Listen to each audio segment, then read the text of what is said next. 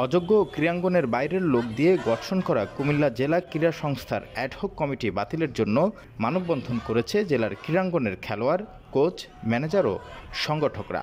বুধবার দুপুরে কুমিল্লা শহীদ ধীরেন্দ্রনাথ দত্ত স্টেডিয়ামের সামনে এই মানববন্ধনটি অনুষ্ঠিত হয়। পরে কুমিল্লা জেলা প্রশাসকের কাছে স্মারকলিপি প্রদান করা হয়।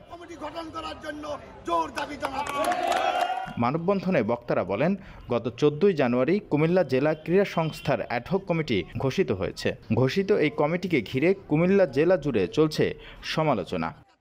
যারা জড়িত না তাদেরকে অবৈধভাবে এই কমিটির ভিতরে অন্তর্ভুক্ত করার তীব্র প্রতিবাদ ও নিন্দা জানিয়ে অবিলম্বে কমিটি বাতিল করে পুনরায় বিপি ওয়াসিম, যিনি ক্রীড়া জগতের শ্রেষ্ঠ ক্রীড়াবিদ এবং সে ব্যাডমিন্টন ইয়ার সাধারণ সম্পাদক, আমরা ওয়াসিম সহ উৎপল সহ যারা আছেন তাদেরকে অন্তর্ভুক্ত করার জন্য আমরা বিশেষভাবে আজকের এই আহ্বানের মাধ্যমে আজকে আমরা প্রতিবাদের রূপে আমরা মানববন্ধন করছি।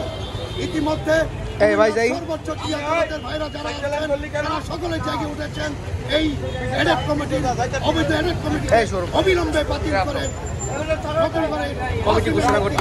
নতুন করে 5 আগস্ট ফ্যাসিস্ট হাসিনা সরকারের পতনের পর কুমিল্লা জেলা ক্রীড়া সংস্থার কমিটি ভেঙে দেওয়া হয়। কুমিল্লা জেলা ক্রীড়াঙ্গনের খেলোয়াড়, কোচ ও সংগঠকদের পক্ষে বক্তব্য রাখেন আদর্শ সদর ফুটবল দলের ম্যানেজার ও সংগঠক সাইফুল ইসলাম রায়হান, কুমিল্লা জেলা কারাতে অ্যাসোসিয়েশনের সভাপতি গাজী মামুন। এ সময় আরও উপস্থিত ছিলেন জেলা football coach Tuhin, Shahin, karate অ্যাসোসিয়েশনের নেন্সি আবু, নেন্সি আলম, সাবেক ক্রিকেটার উল্লাস সহ বর্তমান ও সাবেক খেলোয়াড়বৃন্দ।